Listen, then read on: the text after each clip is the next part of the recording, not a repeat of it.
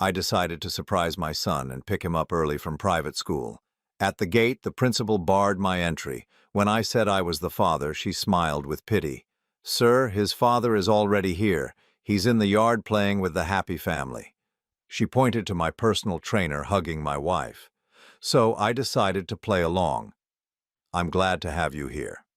Follow my story until the end and comment the city you're watching from so I can see how far my story has reached. My name is Glenn, and I thought I had everything figured out. At 56, I believed I was living the American dream, a successful consulting business, a beautiful home in the suburbs, a wife who still turned heads, and an 8-year-old son who was my entire world. I thought I knew what happiness looked like until that Tuesday afternoon when everything I believed about my life shattered into 1,000 pieces. It started as such an ordinary day. I had finished my client meetings earlier than expected and decided to surprise Tommy by picking him up from Riverside Academy myself. Anna usually handled school pickup since my schedule was more demanding, but I wanted to be the dad who showed up unexpectedly, the one who made his son's face light up with joy. The drive to the school felt different that day, filled with anticipation. I was already imagining Tommy's excited expression when he saw me waiting by the gate instead of Anna. Maybe we could stop for ice cream or throw the baseball around in the backyard before dinner. These small moments had become precious to me, especially since I'd been traveling more for work lately. Riverside Academy sat on perfectly manicured grounds, the kind of private school that cost $30,000 a year and promised to shape future leaders. The red brick buildings and pristine lawns screamed privilege, and I was proud that I could provide this for Tommy. Every dollar I invested in his education felt like a promise for his future. I parked near the main entrance and walked toward the security gate, my mood light. Parents were already gathering, designer handbags and luxury cars creating the familiar tapestry of our social circle. I nodded to a few familiar faces, feeling that comfortable sense of belonging that comes with being part of an established community. That's when I saw Mrs. Henderson, the school principal, approaching me with an expression I couldn't quite read. She was a stern woman in her early 60s, the type who commanded respect from both children and parents alike. Her gray hair was pulled back in its usual tight bun, and her navy blazer was immaculate as always. "Mr. Morrison," she said, her voice carrying an odd note of confusion as she blocked my path to the gate. "I'm sorry, but I can't allow you onto the school grounds right now." I stopped mid-stride, completely bewildered. "Excuse me? I'm here to pick up my son, Tommy Morrison. He's in Mrs. Garcia's third-grade class." Mrs. Henderson's expression shifted to something that looked almost like pity. She glanced over her shoulder toward the playground area, then back at me with those knowing eyes that seemed to see right through whatever facade she thought I was maintaining. "Sir," she said gently, as if speaking to someone who might be confused or unstable, "Tommy's father is already here. He's been here for 20 minutes playing with him in the courtyard. They make quite the happy family." My mind went completely blank. "I'm sorry, what did you say?" "I am Tommy's father, Glenn Morrison. I've been coming to this school for 3 years." Mrs. Henderson's smile became even more patronizing. She gestured toward the playground area beyond the main building. "Perhaps you should see for yourself before we continue this conversation." My legs felt unsteady as I followed her gaze. Through the chain-link fence that bordered the playground, I could see a small crowd of children playing, and there, clear as day, was my son Tommy, laughing as he hung from the monkey bars, but he wasn't alone. Standing beneath him, arms outstretched as if ready to catch him, was Marcus. My personal trainer, Marcus, wearing jeans and a casual polo shirt like he belonged there, like he was just another dad picking up his kid from school. And beside Marcus, her hand resting casually on his shoulder as she watched Tommy play, was Anna. My Anna. My wife of 12 years, looking more relaxed and genuinely happy than I had seen her in months. She was laughing at something Marcus had said, her whole face lit up in a way that made my chest tighten with recognition and terror. But what made my knees nearly buckle was how natural they looked together. Marcus wasn't just standing there awkwardly like a family friend might. He was engaged, calling out encouragement to Tommy, giving him tips on his form on the monkey bars, and Tommy was responding to him with the kind of enthusiasm and attention that I thought was reserved for me. "You see," Mrs. Henderson continued, her voice floating to me as if from a great distance, "Anna explained the situation to us several weeks ago. She said you two were separated and that Marcus would be helping with pickup duties. Quite honestly, Tommy seems much happier with this new arrangement. Children are so resilient when the adults in their lives handle transitions well." I couldn't speak. I could barely breathe. Separated? When had Anna told them we were separated? We lived in the same house, slept in the same bed, had dinner together just last night. Tommy had hugged me goodbye that very morning before I left for my client meeting. "There must be some mistake," I finally managed to croak out. "Anna is my wife. We're not separated. I live at 1523 Maple Drive with both of them." Mrs. Henderson's expression grew more concerned now, as if she was dealing with someone who might be having a mental health crisis. "Sir, I think it would be best if you left the school grounds now. If you need to discuss custody arrangements, perhaps you should contact your attorney." Through the fence, I watched as Tommy finished on the monkey bars and ran straight to Marcus, who scooped him up in a bear hug that sent my son into fits of giggles. Anna moved closer to them, and for a moment the three of them formed a perfect family picture that didn't include me. Marcus ruffled Tommy's hair the same way I did. Anna looked at them both with maternal pride. And Tommy basked in their attention like this was the most natural thing in the world. "I need to go," I heard myself say, though I'm not sure Mrs. Henderson heard me. My voice sounded hollow, distant, like it was coming from someone else entirely. I walked back to my car in a daze, my hands shaking as I fumbled with the keys. Behind me, I could still hear the faint sounds of children playing, of my son's laughter mixing with Marcus's encouraging voice and Anna's gentle responses. As I sat in my car, gripping the steering wheel until my knuckles turned white, one thought kept circling through my mind like a vulture. How long had this been going on? How long had I been living a lie, thinking I was a husband and father while my wife and son had already moved on to someone else? But what terrified me most was the question I couldn't bring myself to answer. What else did I not know about my own life? I drove home in complete silence, my mind racing while my body operated on autopilot. The familiar streets of our neighborhood looked different somehow, as if I was seeing them through someone else's eyes. Every house, every tree, every corner that had been part of my daily routine for years now felt foreign and threatening. When I pulled into our driveway, I sat in the car for several minutes, staring at the house Anna and I had bought 8 years ago. The white colonial with black shutters and a wraparound porch had been her dream home. I had worked overtime for months to make the down payment, proud that I could give her everything she wanted. Now it felt like I was looking at a stage set for a play I didn't know I was acting in. I walked through the front door, and the familiar scents of our home vanilla candles and whatever expensive cleaning products Anna preferred hit me like a physical blow. Everything was exactly as I had left it that morning. Anna's coffee cup in the sink, Tommy's backpack hanging on the hook by the door, my reading glasses on the kitchen counter where I had forgotten them. But now I noticed things I had somehow missed before.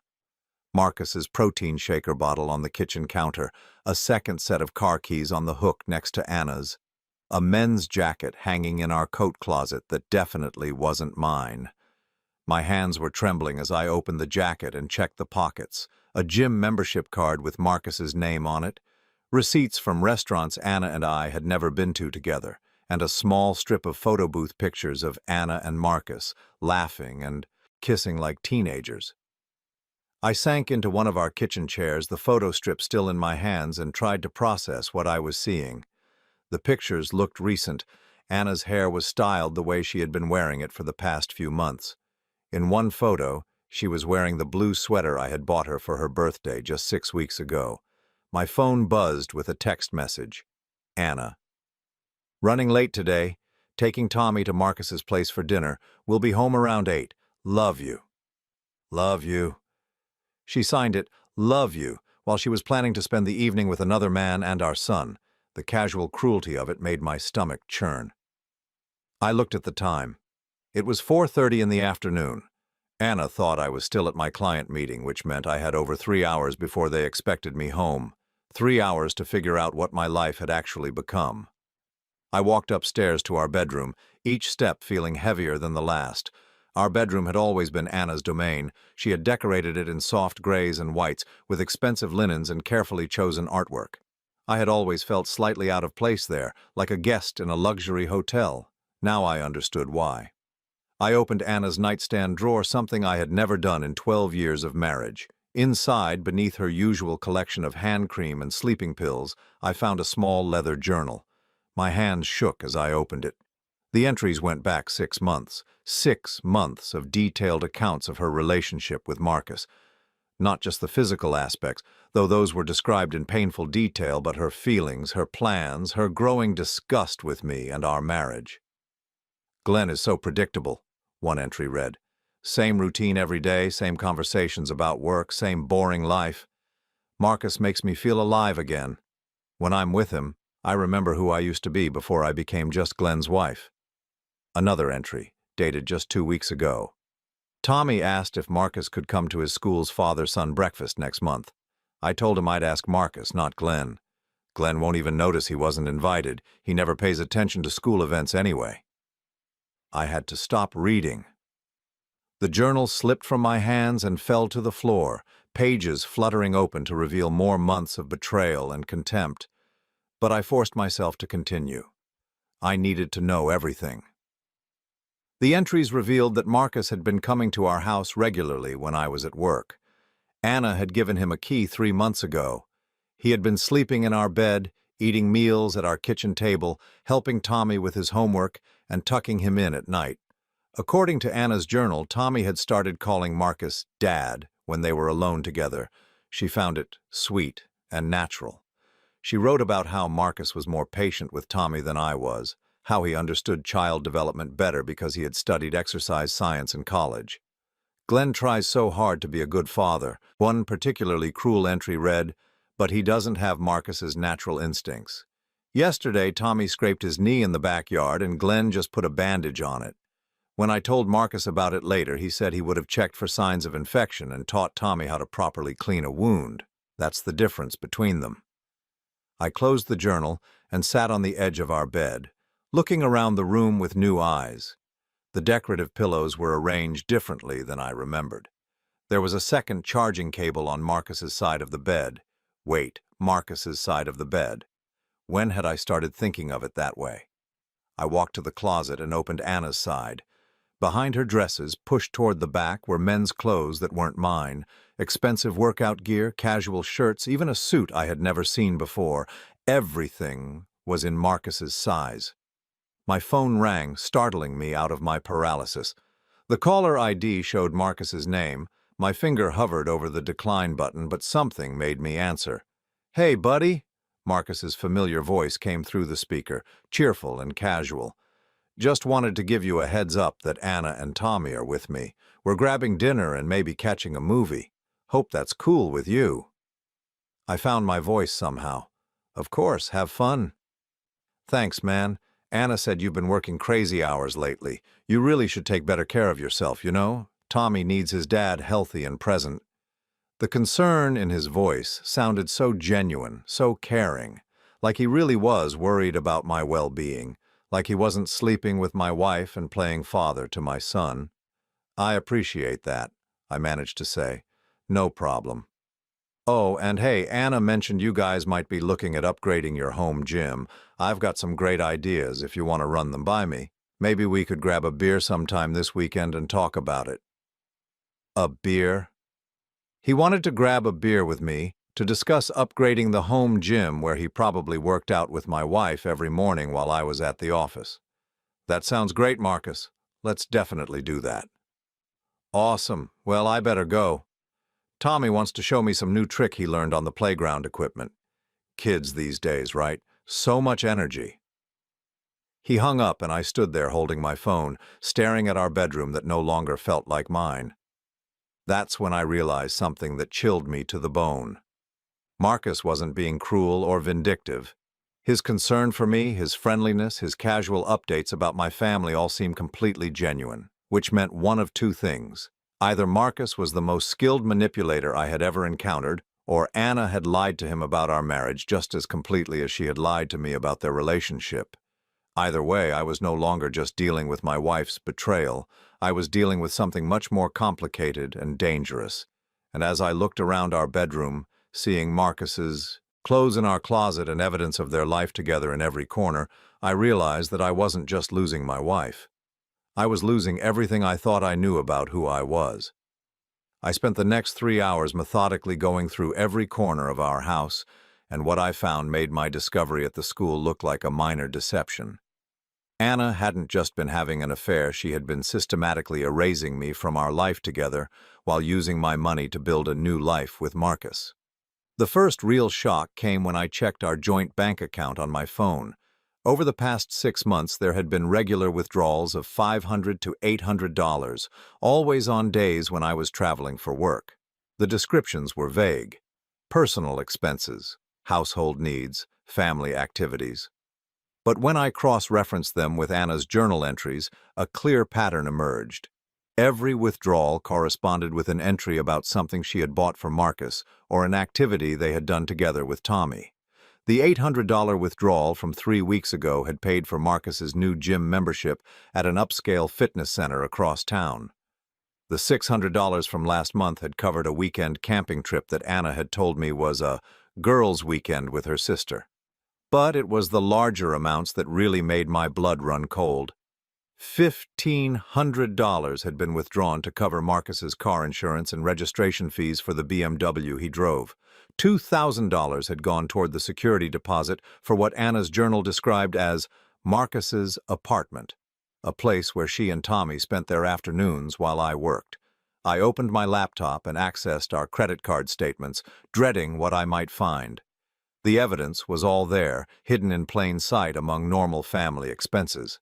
Charges at expensive restaurants on evenings when Anna claimed she was home with Tommy, having quiet nights in. Hotel charges for weekend getaways that I thought Anna was taking with her sister. Even charges for family activities at museums and amusement parks that I had never been invited to join. The most damning evidence was a charge for $3,200 to a jewelry store. The date was just 2 weeks after our anniversary, when Anna had told me she didn't want anything expensive because we were saving for Tommy's college fund. According to her journal, that money had bought Marcus a Rolex watch for his birthday. I sat back in my desk chair, staring at months of financial evidence that painted a picture I couldn't deny.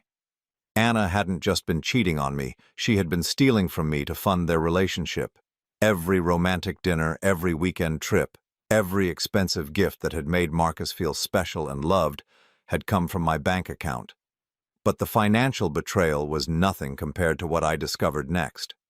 I found a folder in Anna's desk drawer labeled Legal Documents. Inside were papers I had never seen before, including a consultation agreement with a divorce attorney dated 4 months ago. But these weren't just exploratory papers. Anna had been actively planning to leave me and had been building a case for why she should get everything. The attorney's notes, written in professional legal language, outlined Anna's strategy. She planned to claim that I was an absent father and emotionally unavailable husband who had forced her to find emotional support elsewhere. Marcus would be presented as a family friend who had stepped in to help when I failed to meet my responsibilities. There were character witness statements that Anna had apparently been collecting for months.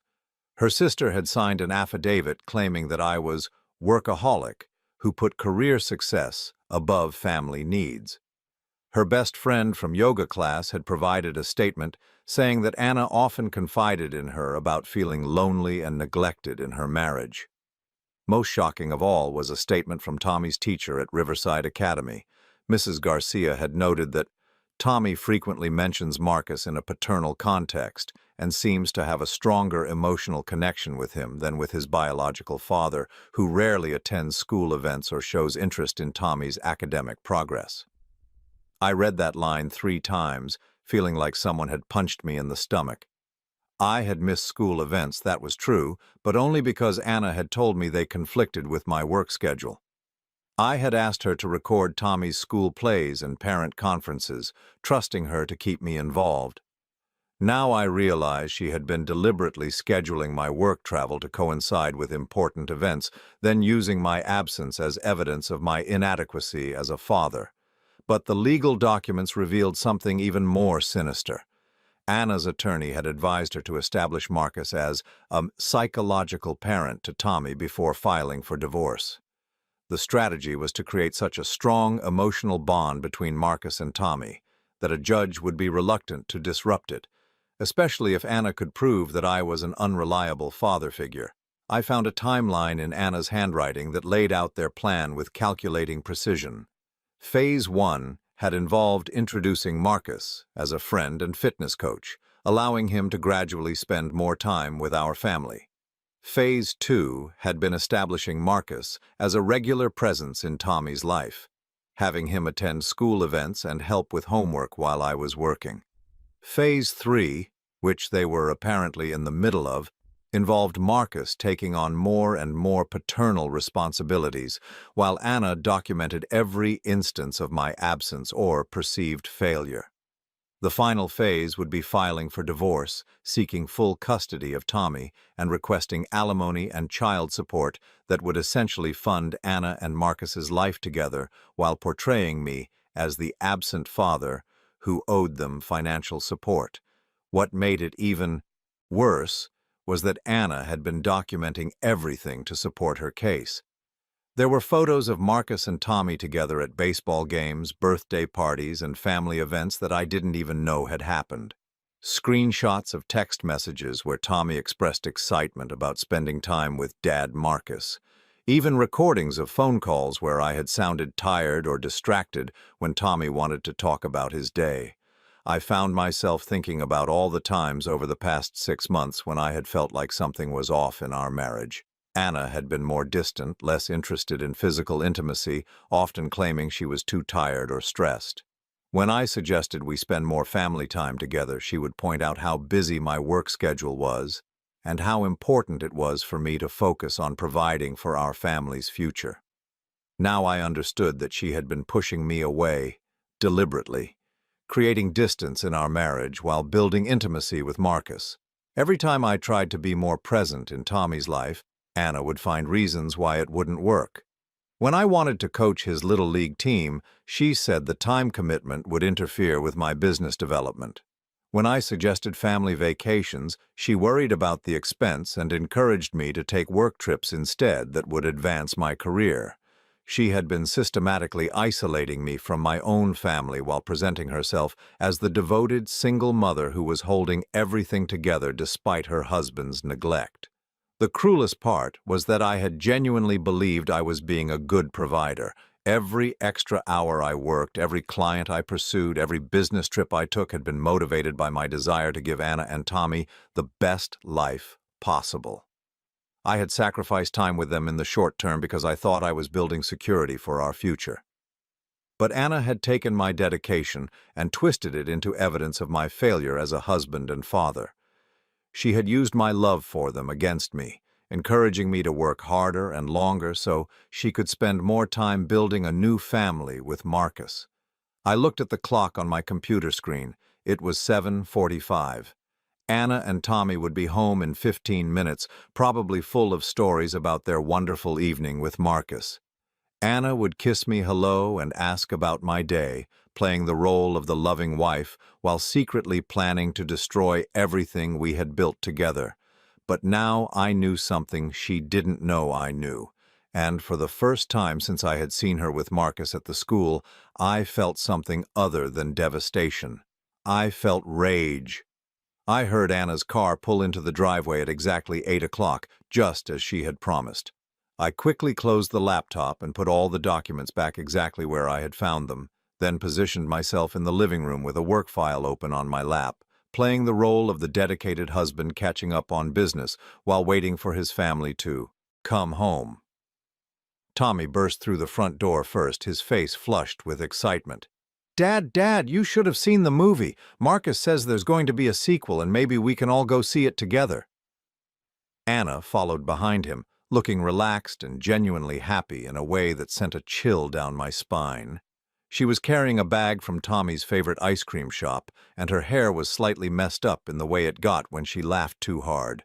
She looked like a woman who had just spent a perfect evening with people she loved. "Hi, honey," she said, crossing the room to kiss my cheek. Her lips felt cold against my skin. "How was your afternoon? Did you get caught up on the Patterson account?" I marveled at how easily the lie rolled off her tongue. She knew exactly where I had been that afternoon, what I had seen at the school and what Mrs. Henderson had told me. Yet here she was, asking about work with the same casual interest she had shown for the past 12 years. "It was fine," I said, closing the file and looking up at her. "How was your evening?" "Oh, it was wonderful," Anna said, settling onto the couch next to me. "Marcus took us to that new family restaurant on 5th Street, and then we caught the early showing of that animated movie Tommy's been wanting to see. Marcus is so good with kids he really understands what makes them tick." Tommy nodded enthusiastically from where he was hanging his jacket in the closet. "Marcus says he might teach me how to rock climb this weekend. They have an indoor climbing wall at his gym, and he knows all the safety stuff because he used to teach it in college." "That sounds exciting," I said, my voice steady despite the rage building in my chest. "Marcus certainly seems to have a lot of time to spend with our family." Anna's expression didn't change, but I caught a flash of something wary in her eyes. "Well, he's between jobs right now, so he has some flexibility, and he really enjoys spending time with Tommy. It's sweet how naturally they connect." Between jobs. That was news to me. I had been under the impression that Marcus was a successful personal trainer with a full client roster, but if he was unemployed, that explained how he had so much time to spend playing house with my wife and son. It also explained why Anna had been so generous with my money to support his lifestyle. Tommy bounced into the living room, still buzzing with energy from his evening out. "Dad, can Marcus come to my school's science fair next Friday? He knows all about physics and stuff from when he was studying exercise science. He said he could help me understand how pulleys work for my project." I felt Anna tense slightly beside me. "We'll see, sweetheart. Your father might want to come to the science fair himself." It was a perfect trap. If I said yes, I wanted to attend, I would look like I was being possessive and trying to exclude Marcus from Tommy's life. If I said Marcus should go instead, I would be confirming that I was an absent father who didn't prioritize my son's activities. "Actually," I said carefully, "I'd love to come to the science fair. Maybe Marcus could help you with your project beforehand, and then we could both be there to see you present it." Tommy's face lit up with an excitement that made my heart break. "Really? Both of you? That would be so cool." Anna's smile looked forced now. "Of course, honey. I'm sure we can work something out." After Tommy went upstairs to get ready for bed, Anna and I sat in the living room making small talk about our respective days. She told me about a phone call with her sister, a problem with the landscaping company, and her plans for grocery shopping tomorrow. I shared updates about my client meetings and a potential new contract I was negotiating. It was the same comfortable domestic conversation we had shared thousands of times over the years, but now it felt like performance art. Every word was carefully chosen, every expression calculated. We were both actors playing roles, and the person we were really performing for was ourselves. When Anna went upstairs to tuck Tommy in, I heard their voices through the ceiling. Tommy was chattering excitedly about his evening, and Anna was making all the right motherly responses. But I also heard her tell him not to mention the movie to his father because Daddy's been working so hard lately, and we don't want him to feel bad that he missed our fun evening. She was training our son to keep secrets from me, to protect her feelings by hiding the truth about their relationship with Marcus. Tommy, innocent and loving, was being turned into an accomplice in my own betrayal. I waited until Anna was in the shower before going upstairs to say goodnight to Tommy. He was already in bed, but his eyes were bright and alert. "Dad," he said as I sat down on the edge of his bed, "are you okay? You seemed sad when we got home." The question hit me like a physical blow. Even at 8 years old, Tommy was intuitive enough to sense that something was wrong. I wondered how much he understood about what was happening in our family, and how much Anna had prepared him for whatever came next. "I'm fine, buddy," I said, smoothing his hair back from his forehead. "Just tired from work. Did you have a good time tonight?" Tommy nodded enthusiastically. "Marcus is really fun, Dad. He taught me how to make the perfect paper airplane, and he knows all the words to the songs from my favorite video game. And he never checks his phone when we're talking, you know." That last comment stung because I recognized the criticism embedded in it. I did check my phone during conversations with Tommy, especially when work calls came in. I had always thought he was too young to notice or care, but apparently he had been paying attention. "I'm glad you had fun," I said, leaning down to kiss his forehead. "I love you, Tommy. You know that, right?" "I love you too, Dad. Maybe next time you can come with us. Marcus says the 4 of us would make a great team for laser tag. The 4 of us, not the 3 of us." Tommy was already thinking of Marcus as a permanent part of our family unit. I said goodnight and went to my own bedroom, where Anna was blow-drying her hair at the vanity. She was wearing the silk nightgown I had bought her for Christmas, and she looked beautiful in the soft lighting. For a moment I could almost pretend that everything was normal, that she was still the woman I had fallen in love with 14 years ago. But then I noticed the way she avoided eye contact in the mirror, and the careful way she arranged herself, so that her body language remained neutral and uninviting. She was sharing a bed with me while emotionally she was already living with another man. "Anna," I said, sitting down on my side of the bed, "can I ask you something?" She turned off the hairdryer and looked at me in the mirror. "Of course." "Do you think I'm a good father?" The question seemed to catch her off guard. She set down the dryer and turned to face me, her expression carefully composed. "Why would you ask that?" "I've been thinking about it lately. Working so much, missing some of Tommy's activities. I want to make sure I'm doing right by him." Anna's face softened, and for a moment I saw a glimpse of the woman I had married. "Glenn, you're a wonderful father. You work hard to provide for us, and Tommy knows you love him. Don't be so hard on yourself." It was exactly the right thing to say, delivered with exactly the right amount of warmth and reassurance. But I knew now that she didn't mean a word of it. In her journal, in her legal documents, in her conversations with her attorney, she had painted me as a neglectful father who put work before family. "Sometimes I feel like Tommy and I aren't as close as we used to be," I continued, watching her face carefully. "Like maybe I've been too focused on business and not enough on being present." "Kids go through phases," Anna said, getting up from the vanity and crossing to her side of the bed. "Tommy's at an age where he's naturally drawn to male role models. It's actually healthy for him to have different masculine influences in his life." Masculine influences. She was talking about Marcus, encouraging me to see his presence in Tommy's life as beneficial rather than threatening. She was so skilled at this, so practiced at manipulating my perceptions and emotions. "You're right," I said. "Marcus does seem to be good with him." Anna smiled, and I could see her relax slightly. "He really is. Sometimes I think Marcus understands children better than most people, because he approaches them without any ego or agenda. He just genuinely enjoys their company." She climbed into bed beside me, and for the first time in months she moved closer, instead of maintaining careful distance. Her hand found mine under the covers, and she squeezed it gently. "You're a good man, Glenn," she said softly, "and you're a good father. Don't let work stress make you question that." Lying there in the dark, holding hands with my wife while she comforted me about my adequacy as a father, I realized that Anna wasn't just betraying me. She was systematically destroying my confidence in my relationship with my son while making me grateful for her support. But now I knew what she was doing, and tomorrow I was going to start doing something about it. The next morning I got up an hour earlier than usual and drove to my attorney's office before Anna was even awake. James Richardson had been handling my business legal needs for over a decade, and I trusted him implicitly. When I called him at 6:30 in the morning asking for an emergency meeting, he agreed to see me at 7:15 before his regular office hours began. James listened without interruption as I laid out everything I had discovered.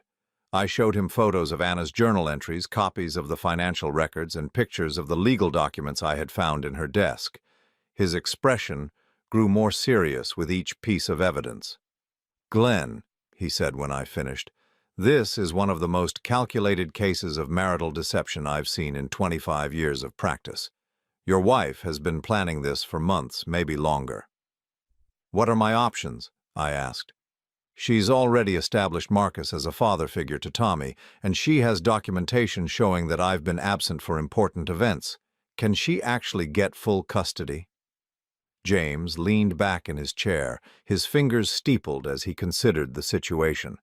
"Under normal circumstances, she might have a strong case, but she's made several critical mistakes. First, she's been using your money to fund her relationship with Marcus without your knowledge or consent.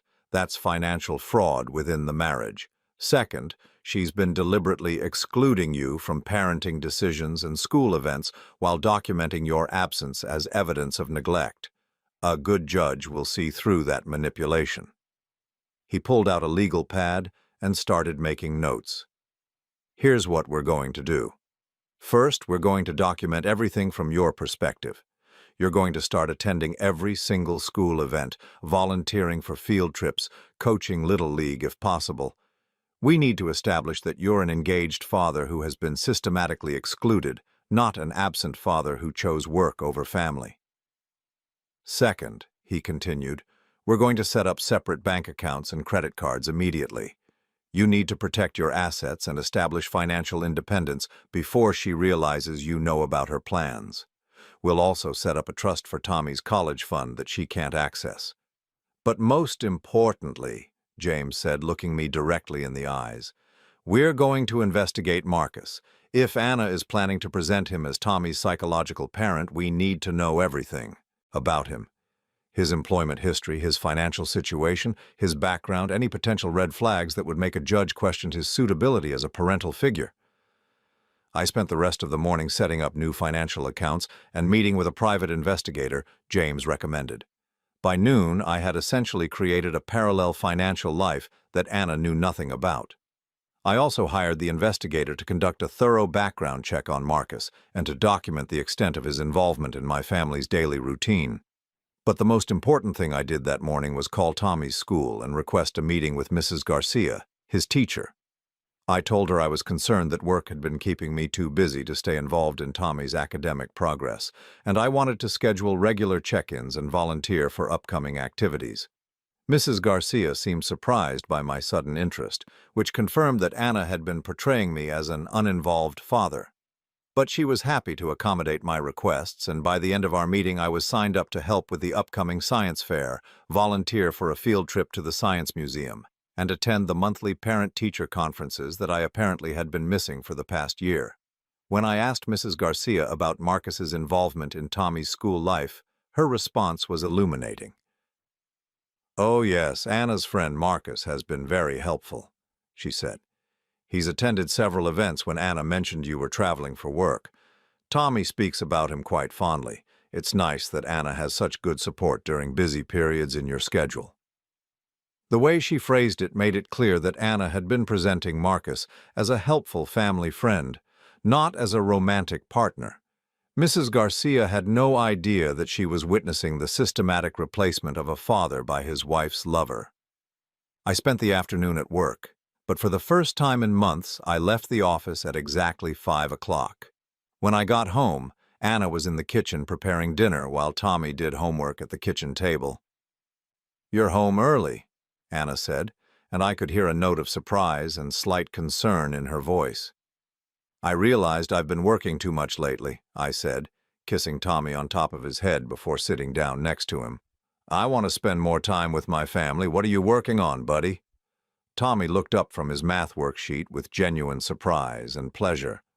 "Dad, I'm doing multiplication problems. They're really hard, but Marcus taught me a trick yesterday that makes them easier." "Show me," I said, pulling my chair closer to his. For the next hour, I helped Tommy with his homework, asking questions about his school day and showing genuine interest in his answers.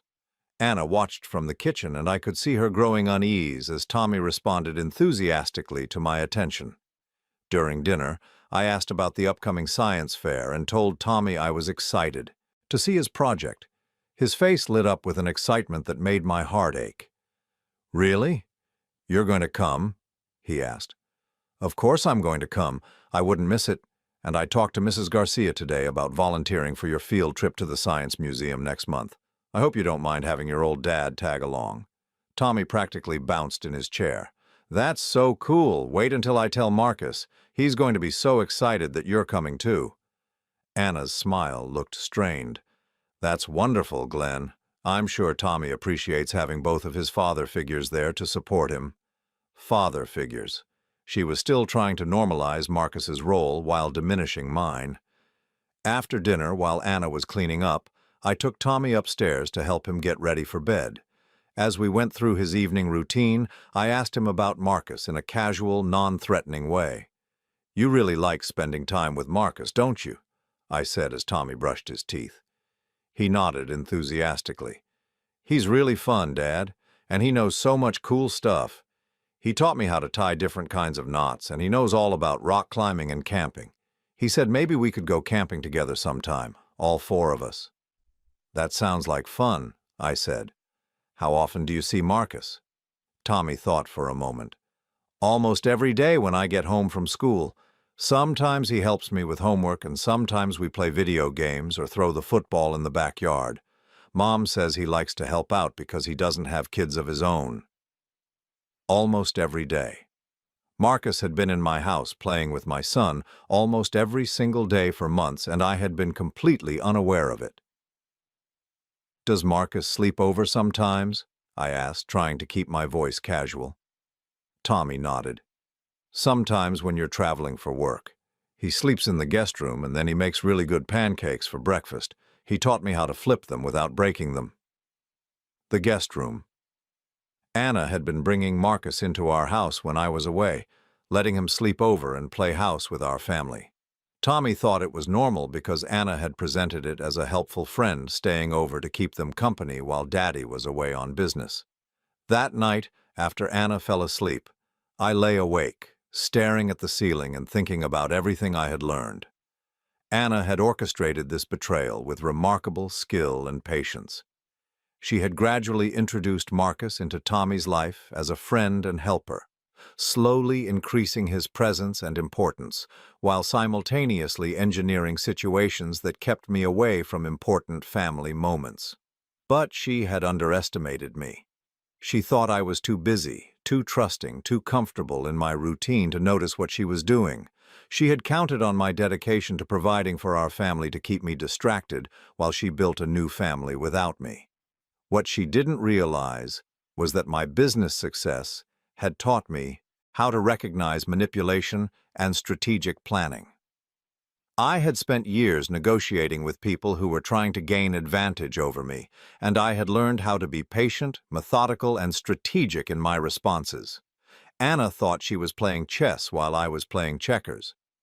But now that I understood the game, I was going to show her that she wasn't the only one who could plan ahead.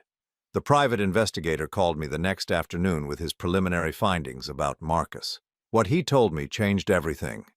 Marcus had been unemployed for 8 months, not just between jobs as Anna had claimed. He had been fired from his last position as a trainer at an upscale fitness center for inappropriate relationships with married female clients. Before that, he had been let go from 2 other gyms for similar reasons. But most importantly, Marcus had a pattern. He targeted married women with successful husbands and young children, gradually inserting himself into their lives as a helpful friend before manipulating them into emotional and financial dependence. In his previous relationship, he had convinced a woman to leave her husband and move in with him, using her divorce settlement to support his lifestyle for 2 years before moving on to his next target. Anna wasn't Marcus's first victim. She was his latest mark in a pattern of calculated manipulation that he had been perfecting for years. When I realized that both Anna and I were being manipulated by the same man, everything changed. This wasn't just about my marriage anymore. This was about protecting my son from a predator who saw our family as nothing more than an opportunity for financial and emotional exploitation. 3 weeks later, I was sitting across from Anna and Marcus in my attorney's office, watching their carefully constructed world crumble around them. The meeting had been my idea, presented to Anna as an opportunity for us to discuss our family situation like mature adults, before making any irreversible decisions about our marriage. Anna had brought Marcus for emotional support, exactly as I had hoped she would. She had no idea that James had spent those 3 weeks building an airtight case that would protect both Tommy and me from the elaborate deception they had orchestrated. "Thank you both for coming," James began, his voice professionally neutral. "Glenn has asked me to facilitate this conversation because he believes there are some misunderstandings about the situation that need to be cleared up before anyone makes permanent decisions about their family." Anna sat rigidly in her chair, her hand clasped tightly in Marcus's. She was wearing the blue dress I had complimented her on just that morning, and her makeup was perfect. She looked like a woman prepared for battle, confident in her position and strategy. Marcus, by contrast, seemed uncomfortable. His eyes darted around the office, and I could see a thin sheen of sweat on his forehead despite the air conditioning. Something about being in a lawyer's office was making him nervous, which told me that James's investigation had probably uncovered more than we had initially expected. "I'm not sure what kind of misunderstandings Glenn thinks exist," Anna said, her voice steady but with an edge of defiance. "Our marriage has been over emotionally for months. We've simply been trying to handle the transition in a way that's best for Tommy." "I understand that's your perspective," James said, opening a thick folder on his desk. "But before we discuss the future, I think it's important to establish some facts about the recent past. Glenn has discovered some information that raises questions about how this transition has been managed." He pulled out the first document and slid it across the desk. It was a summary of all the unauthorized withdrawals from our joint accounts over the past 6 months, totaling over $18,000. "Anna, can you explain these expenditures? They're all coded as household or family expenses, but Glenn has no record of corresponding purchases or activities." Anna glanced at the papers, and I saw her face pale slightly. But Marcus leaned forward, his expression earnest and concerned. "Those were for legitimate family activities," he said. "Anna told me Glenn was so busy with work that she had to handle all the family planning herself. I helped out sometimes, but everything was for Tommy's benefit." James nodded sympathetically. "I'm sure your intentions were good, Marcus, but legally these withdrawals constitute financial fraud within the marriage. Anna had no right to use marital funds to support someone outside the family without Glenn's knowledge or consent." "Marcus isn't outside the family," Anna snapped, her composure cracking slightly. "He's been more of a father to Tommy in the past 6 months than Glenn has been all year." That's when James pulled out the second set of documents. "Actually, Anna, that raises some interesting questions. We've done some research into Marcus's background, particularly his history with other families." Marcus went completely still, his face draining of color. Anna looked confused, glancing between James and Marcus with growing alarm. "Marcus," James continued, "would you like to tell Anna about Jennifer Morrison, or Patricia Chen, or Sandra Williams?" I watched Marcus's face as James recited the names, and I saw the exact moment when he realized his carefully constructed persona was about to collapse. His mouth opened, then closed, and he seemed to shrink into his chair. "I don't know what you're talking about," Marcus said, but his voice lacked conviction. James pulled out a third folder, this one much thicker than the first two. "These are the court records from 3 different divorce proceedings where you were named as a contributing factor to the breakdown of the marriage. In each case, you followed the same pattern. Befriend a married woman with a successful husband and young children, gradually insert yourself into the family dynamic. Encourage the woman to see her husband as inadequate, then position yourself as the superior alternative." Anna's head snapped toward Marcus, her eyes wide with shock. "What is he talking about?"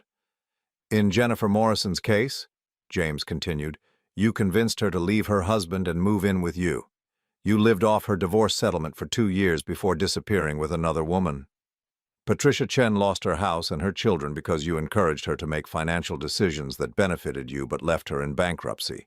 Sandra Williams is still paying off debt you accumulated in her name.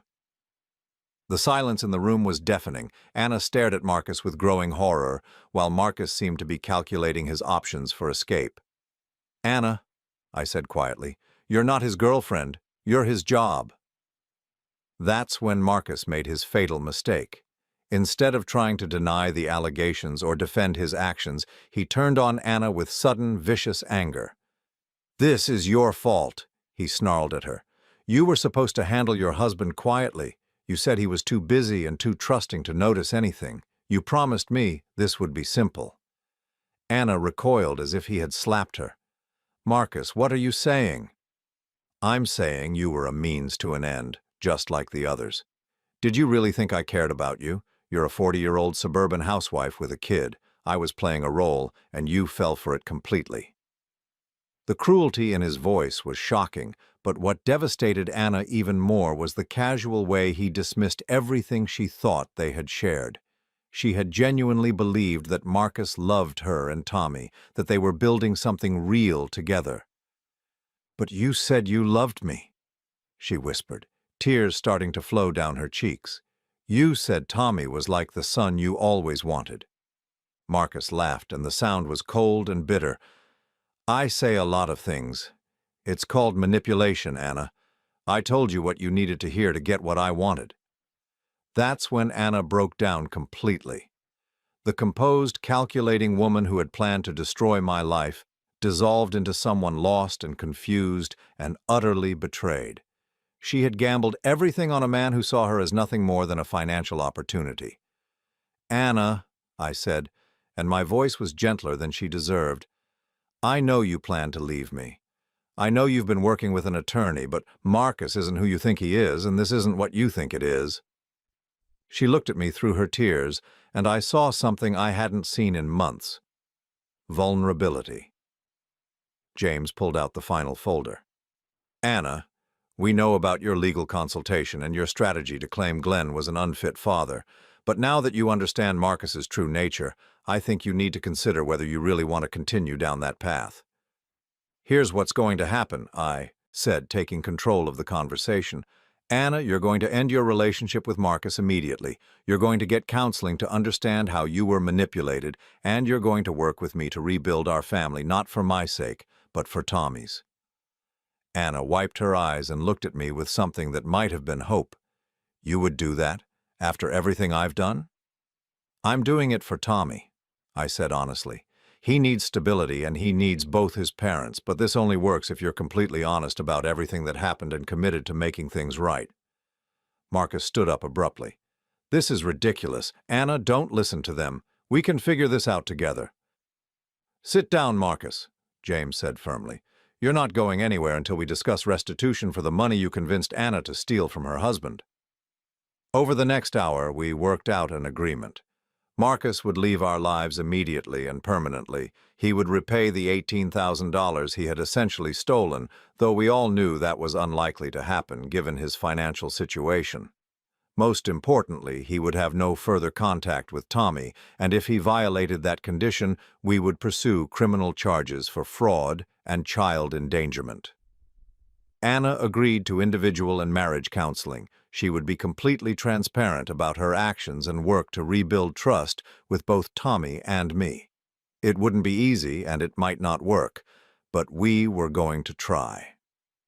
6 months later, I was sitting in the bleachers at Tommy's Little League game, watching him pitch with the confidence and joy that had returned to his personality as our family healed. Anna sat beside me, and while our relationship was still fragile, we were rebuilding something real based on honesty rather than manipulation. Tommy struck out the final batter and his team erupted in celebration. He looked up into the stands, found us, and waved with the biggest smile I had ever seen. Anna waved back, tears in her eyes. He's happy, she said quietly. Yeah, I agreed. He is. Marcus had disappeared from our lives completely, probably moving on to his next target. But his manipulation had served an unexpected purpose. It had forced Anna and me to confront the problems in our marriage that had made her vulnerable to someone like him in the first place. We learned that Anna had felt neglected and unappreciated for years, but instead of talking to me about it, she had internalized her resentment until it made her susceptible to Marcus's calculated charm. I learned that my dedication to providing for our family had become an excuse for emotional absence, and that Tommy needed more than financial security from his father. It wasn't a fairy tale ending. Anna and I would probably never have the marriage we had before, because that marriage had been built on assumptions and routines rather than genuine communication. But we were building something new, something more honest and more intentional. And Tommy, who had been the innocent victim of all our adult failures, was thriving in a family that finally put his needs first. As we walked to the car after the game, Tommy between us chattering excitedly about his pitching performance, I realized that sometimes the worst betrayal can lead to the most important truth. I had almost lost everything I thought mattered, but in fighting to save it, I had discovered what actually mattered. Not the perfect family I thought I had, but the real family I was willing to fight for.